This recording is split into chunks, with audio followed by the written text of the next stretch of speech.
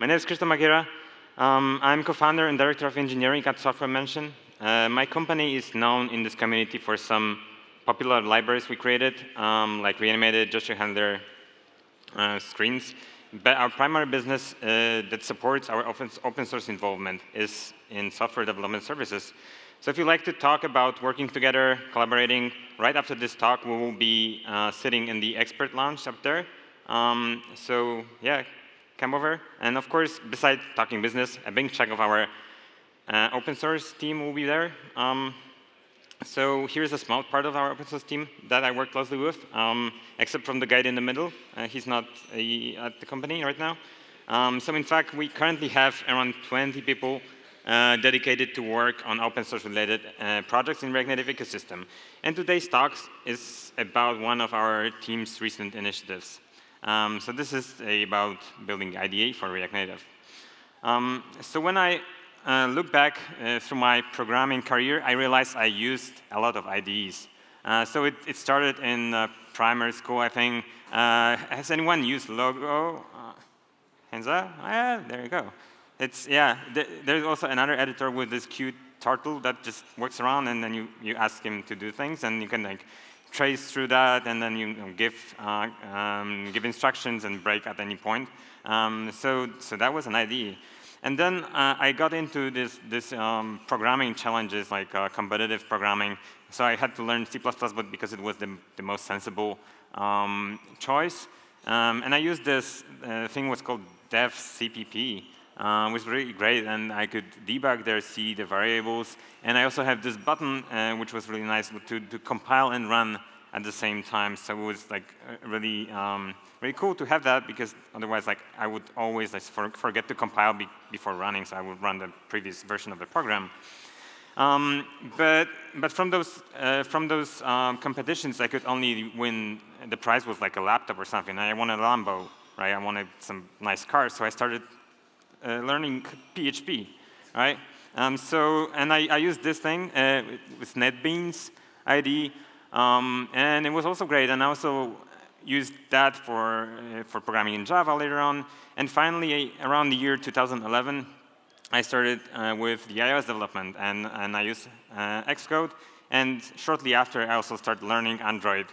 And finally, and it's nearly exactly 10 years ago when I joined Facebook to start working on React Native for Android, because I knew both iOS native development and Android native development. So back then, learning Android development was much different than it is today. Because when you want to learn Android, you go to this website. There's this button, download Android Studio, Jellyfish, and you download it, and it starts, boots up. You can create a project very easily just by clicking through some buttons there. You can start emulator immediately, just like embed it into the editor, and then you click that thing. It's over there, which just like compiles the program for you, the application, and then runs in debug mode. So you can like set breakpoints, and then like have your program stop at those breakpoints. You can see the variables. It's pretty seamless experience from the start. So of course, life's not a bed of roses, right? So it's not it's not like it's always very easy and straightforward working on native Android and iOS.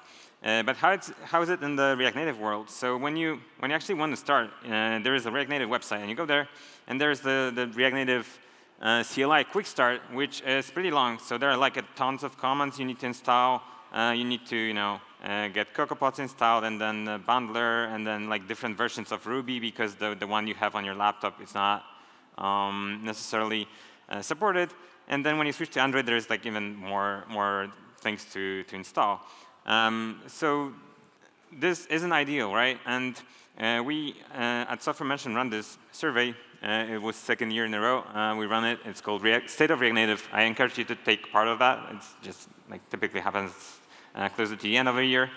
And the biggest pain point this year was debugging, with like 55% of votes, which is it actually made it from the second place last year to the first one.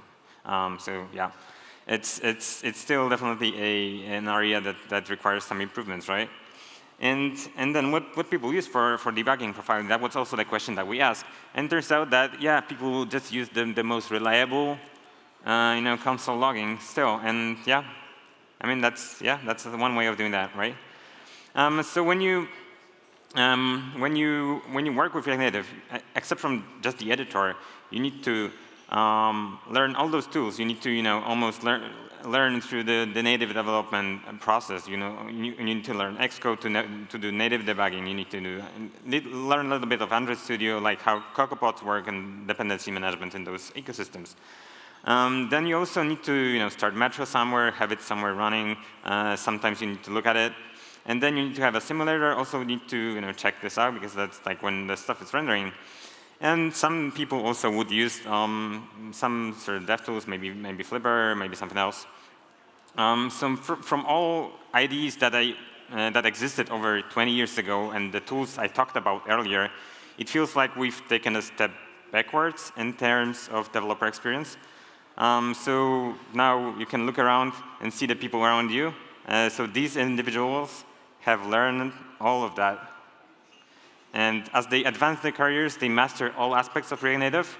So it takes an enormous amount of integrity and perseverance to do all of that. So please give yourself and others a round of applause for sticking around this long with the React Native, yeah.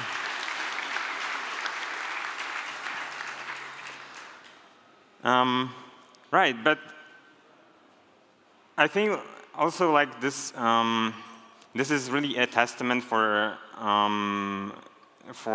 React Native value proposition, because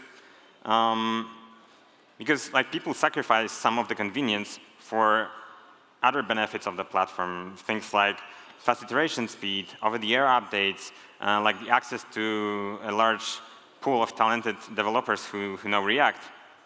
And it's hard to believe we've come this far without the standard tools available on other platforms. But yeah, this really means something, right? We are here, and the community is growing. So this can be really perceived as a strength of the ecosystem in a sense, right? Because each of those tools alone is really great, right? They just don't really collaborate with each other. But with the powers combined, this is what we created, and it's called React Native IDE.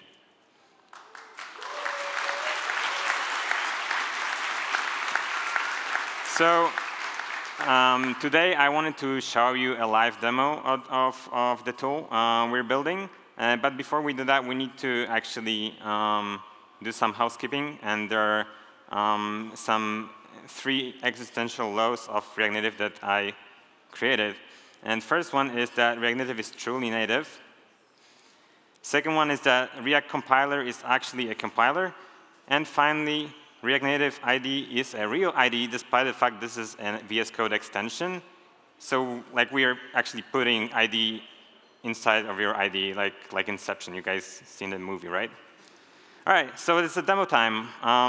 And I'll switch to my laptop now.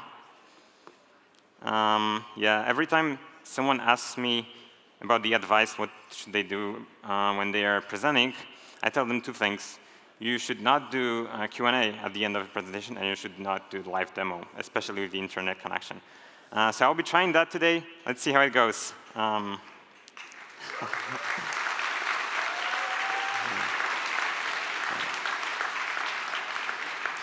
So let's just close this guy here. All right. All right. That's the wrong button. All right. All right. Okay. All right. I think.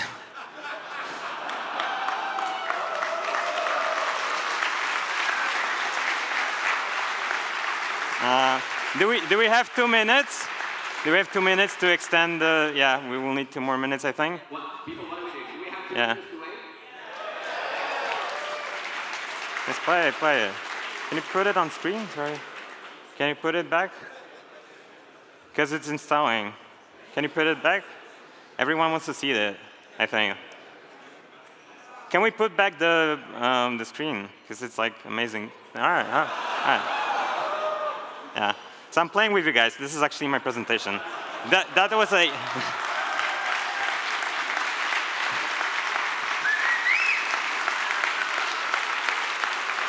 That was a test, actually. I was like thinking how you are going to react, if you're going to be supported or you're going to be laughing at me. So yeah, here you go. This is still like not my laptop. This is just a presentation again. And yeah. Now it's demo. Or is it?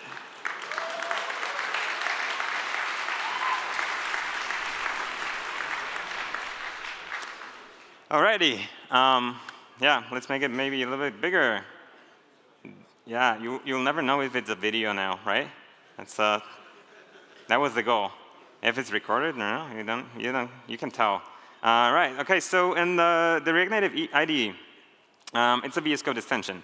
And it allows you to launch this panel where you have the stuff, right? And so you do it with this button, for example. There are other ways of launching it. So it launches by default like this, and then you can, whoops, it's too small now. All right, so you can do things like reorder the position. You can put it here, or you can put it like somewhere else, like here, or you can even put it like in a separate window. Sorry.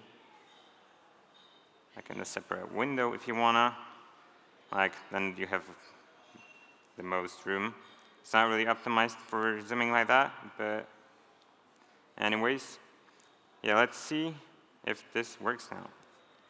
So I'll put it right here for us. Yeah, and I'll be testing this on the React Conf app. So React Conf was just last week, and this is app built by Kadi from Expo. It's really great. It uses Expo Router, so this is also going to be used for the demo. I'll need to resize it, but I'll just make it smaller a bit. I hope you guys can see it. Okay, so there are some zoom controls. You can just make this bigger or like make it fit. There is some device management stuff, so you can like create Android devices if you want to test it on Android. Just important to have those type of things like under a single click. So like switching between devices is like selecting things from this menu over here. And yeah, so what else do we have here? So we have some buttons here, and some of those I've already presented, but there's also some new experimental stuff that is not yet part of the IDE. So this is like an experimental stuff. Some of those functionalities require changes in upstream React Native. So we have, like for example, the bundle analyzer here. So you click one thing, it just takes a little moment because it needs to do some stuff in the background. But we can play with, yeah, those controls over here. Those are nice, right? So this is something very similar to what Daniel was, to Expo Atlas, right? It's just like the earlier generation of it. So you can analyze the bundle, see like what's taking space in your app. There are some controls here, like for changing the light mode, dark mode, making it bigger, the text bigger, so something very convenient, I think. And also when I work with product teams on React Native apps, it's very useful for me whenever they make change to submit a video. But when I record video on the iOS simulator, I always forget to actually stop like the video, and it just like fills the whole of my room. So what we have here is that we build this thing where you can actually just tap it once and just like do stuff here, and then you can do the snap recording. And what it does, it creates a video from the history. So you don't really need to remember it, just like some fragment of what I've been doing with the app recently. So there's like 7 seconds of the previous interactions. So I think this is really nice. Yeah, you can clap. Yeah.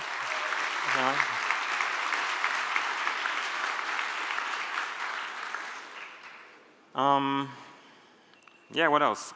So we have this thing which is called inspector that allows you to click around. So like for example, where is this data coming from? This is like some data, right? Let's find out. So we can do like right click, and then it displays a hierarchy.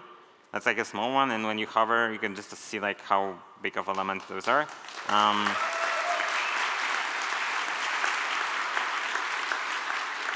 Yeah, you can select an element from the list, like this one, for example, and then you can see this like a flat list component here, and it has some data. So let's Yeah, so you guys like debugging using console log, right? So let's try that. Let's put in some console log statements. And yeah, so you have also access to the logs from here.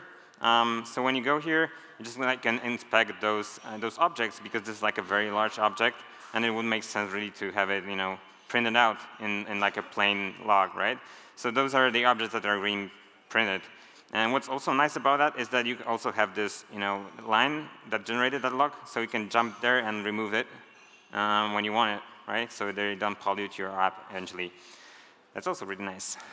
Yeah, thank you. Okay, so let's delete this. We have an Expo Router integration, so this app uses Expo Router. When I switch between screens, I can also open things here. It changes the URL bar here changes, right? So you can see this is like a talk 65244, and there I'm at the bookmarks, and then I'm at the info, and then I'm at home. And what you can do here is actually navigate back using this bar. So you click on it, and then since those those URL doesn't necessarily need to tell a lot, then we build this thing which is called like preview. You can like hover around and it just shows you this given screen. Yeah. You can also select things here. That opens the screen. Very nice. Cool. What else do we have here? So there's this nice animation here that the text that just moves when you scroll down. This is actually built by Kacper. He's from Software Mention, and he was on the photos there. Yeah, it's pretty sweet. So let's see how this component looked like. What did he do there? Yeah, so this is it. So we have some component, and I also added some lines here. We have this preview method that allows you to input in any component that you have, and then this small text appears over here. Not sure you can see it. And when you click it, it just renders this component in isolation. So this way you can sort of also have different variants of that. So let's see, we want to have a variant with a bigger offset to see how it looks when it's collapsed. So now I can switch between those, right, by just clicking on those different preview variants.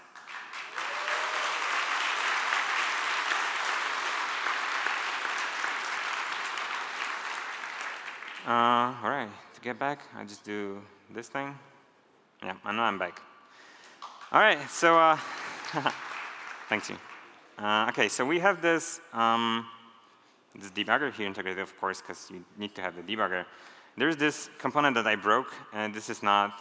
It was working okay when I first opened the app. I just broke it while playing with things. It just displays the cancel twice, as you can see here. So what we do, we just click here, and we try to find it, right, on a list. It's going to be here, right? Yeah, so here's this onPress method, and this is what gets called when, when you click on it. So we can put a breakpoint here, and then when we click on it, it just stops here, and then it like pauses. The debugger shows the overlay here, so that it's helpful to you. You can actually have the context that the app is stopped. You no longer can really interact with it because it's stopped in the debugger. All right, so so let's do some changes. We need more of these cancel buttons here, right? So I'll open it again, and now we will have more. That's sweet, right? But you can also use the debugger console from here. So you can, just go here, and then there's this cancel button index here, which is 4 now, as you can see when it highlights, and then we can change it to, I say 2 maybe. It's 2, all right? Yeah, and it changes despite the fact this is a const. That's weird, right? But it works, right? It's now kind of separated. So we made a change. But we would rather actually fix this completely. So let's close this. We'll fix this thing. And this will be number 1 now. So let's see if it helped. There's the breakpoint is still here. All right. So, no, the breakpoint, go away. Anyways, some things are not going to work. There you go. This is not recorded, by the way. Or maybe it is. Yeah, what else? There's some interesting stuff. I fixed it, right? Or no, I didn't fix it because it doesn't show up. All right, so something's really broken. But look at this nice animation here. This one is really good, right? So let's really go back to this because this one is nice. Kasper wrote it. And there is this interpolate header method that interpolates the text and the image and position of that. And it's written reanimated. So it's actually a worklet. And have you guys ever wondered what would happen if you put a breakpoint inside a worklet? You want to see? Yeah, it just stops there. And as you can see, it's actually debugging the secondary runtime. So we're now able to actually debug any like additional runtimes that you have. So it's not only the main runtime, but also reanimated and some perhaps other threads. So yeah, I think it is really cool. Yeah, this will just not let me do anything because yeah, it's just inside of the animation. Sweet. So I'll need to delete the breakpoint because it's like, yeah, it's just stopping every time now. Yeah. And yeah, maybe let's go back to this this other issue with this thing here. Why is it not working? And in order to understand that, we will need to go deeper and very, very deep into the node modules. Like down here. Oh no. It's, yeah, yeah. It's even deeper. Yeah. I feel it's close. It's getting close. Yes. All right. So there's this thing. It's in the core modules. It's called RCT, no, the accessibility, action sheet manager thing. All right. So I'll open that. And there is this method here. It's interesting. It's in Objective-C. So I would actually normally use Xcode to debug this. But there is this nice method. And I'm already in VS Code. So maybe I'll just give it a try and put a breakpoint here. What's going to happen? You guys know? Any idea? Do I have a breakpoint here, by the way? I lost it. Never mind. Let's try it. All right. So it paused in the JavaScript debugger now. I don't know why the breakpoint is still there. But then it also actually paused here. So I can never.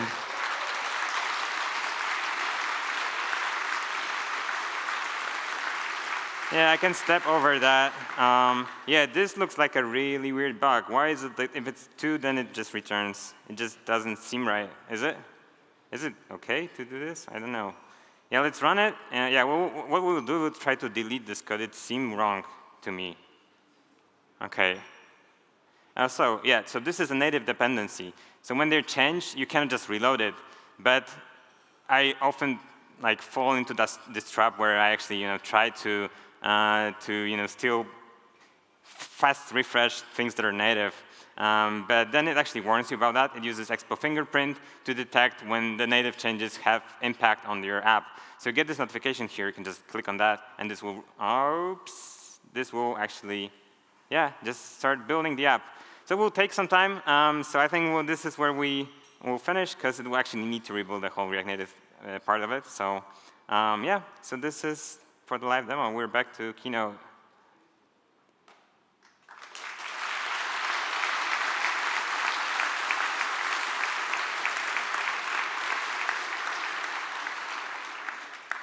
Yeah, so this is React Native IDE. We've been working on that for the past 9 months, I think. And yeah, and around 2 months ago, we started doing this beta program with first internally with a close group of people. And then we opened the invites. You could request the access to beta. And we got a tremendous amount of feedback. And it really let us improve the tool a lot over the past 3 or 4 weeks. So we're extremely grateful for all the people who decided to join the program and help us improve it. And we also run this survey with the people who have tried it. And it seems like people are generally happy about it. So they answered that, yes, I can see value in it already. And other 22% says that, yeah, I did have to improve. I can definitely sympathize with this one. And there are also other answers. There are a lot of people who didn't know that it only runs on macOS currently. So they answered differently, but yeah, I'm pretty satisfied with those results. And with those results, we decided that we should really just make it open now. So it's still in beta, but you'll be able now to just install it from VS Code Marketplace. And yeah, play with it, try it. It's there. Here. Set to IDE.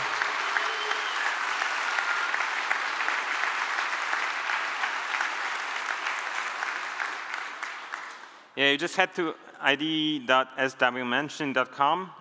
So this is the website, and you'll get all the information in there. There's also GitHub, so the repo is public now.